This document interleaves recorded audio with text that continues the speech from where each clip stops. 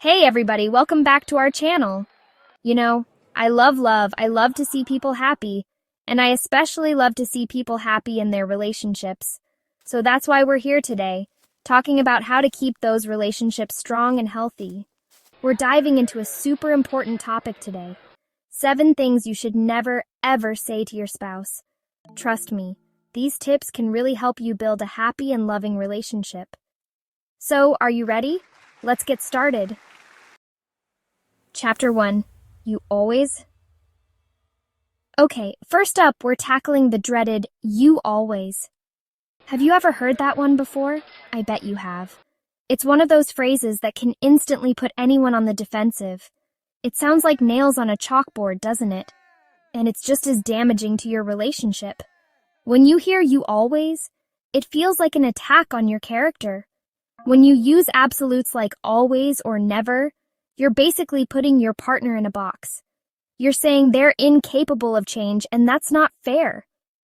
It's like you're erasing all the good things they do and focusing only on the negatives. You're saying they're incapable of change, and that's not fair. It can make your partner feel hopeless and misunderstood. They might think, why should I even try if I'm always going to be seen this way? Nobody's perfect, right? We all make mistakes. We all have our moments. It's important to remember that your partner is human too. They have their flaws just like you do, but they also have their strengths and their good qualities. So instead of saying, "You always leave your socks on the floor," try something like, "Hey honey, would you mind putting your socks in the hamper? I'd really appreciate it." This way, you're addressing the behavior without attacking the person. "Hey honey, would you mind putting your socks in the hamper? I'd really appreciate it." This approach is much more likely to get a positive response because it shows respect and understanding. See? Much nicer and much more effective.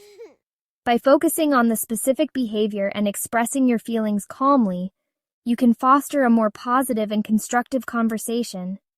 This can lead to better understanding and a stronger relationship. Chapter 2. You're just like your mother or father. Oh boy, this one's a doozy.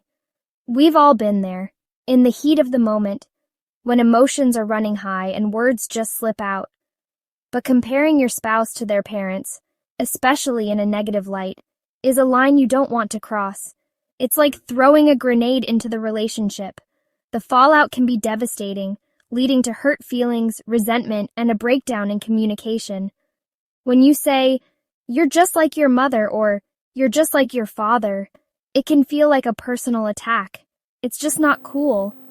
First of all, it's disrespectful to both your spouse and their parents. You're essentially saying that their family traits are undesirable, which can be deeply hurtful. It undermines the respect and love that should be the foundation of your relationship. And secondly, it's a surefire way to start an argument. Instead of addressing the issue at hand, it diverts the conversation into a blame game. This can escalate the conflict and make it harder to resolve the original problem. Your spouse wants to be loved and accepted for who they are, not compared to someone else. They need to feel valued and appreciated for their unique qualities. When you compare them to their parents, it can make them feel like they're not good enough. So next time you're tempted to utter those fighting words, take a deep breath and remind yourself that your spouse is their own person. They have their own strengths and weaknesses, and they deserve to be seen for who they are. Focus on the positive qualities you love about them, instead of bringing up family baggage. Celebrate their individuality and the unique contributions they bring to your relationship. By doing so, you'll build a stronger, more loving connection. Chapter 3. Calm down. You know what's ironic? Telling someone to calm down almost never makes them calm down. In fact, it usually has the opposite effect. It's like pouring gasoline on a fire. Why? Because when you tell someone to calm down, you're essentially dismissing their feelings. You're saying their emotions are invalid and they're overreacting. And nobody likes to be told that. So, instead of being dismissive, try to be understanding. Listen to your spouse, validate their feelings, and offer support. Sometimes all we need is someone to listen and empathize. Chapter 4. I Told You So. Oh, this one's a classic, isn't it? The infamous I told you so. We've all been there, right? That moment when you feel the urge to remind your partner that you were right all along. It's almost like a reflex, a knee-jerk reaction to being proven correct. The I told you so is like the victory dance of arguments. It's that little moment of triumph where you feel like you've scored a point. But here's the thing. Relationships aren't a game where you keep score. They're about mutual respect and understanding. It's tempting to pull out when you feel like you've won, but trust me, it's not worth it. That fleeting moment of satisfaction can lead to long-term resentment. Your partner might feel belittled or disrespected, and that's a hard feeling to shake off. Saying "I told you so" just makes you sound smug and condescending. It can turn a minor disagreement into a major issue. Instead of fostering understanding, it builds walls between you and your partner. It doesn't solve the problem, and it definitely doesn't make your spouse feel any better. In fact, it can make them feel worse, leading to feelings of inadequacy or frustration. No one likes to be reminded of their mistakes, especially by someone they love. Remember, relationships are about teamwork, not keeping score. It's about supporting each other through thick and thin, and growing together as a unit. When one of you stumbles, the other should be there to help, not to gloat.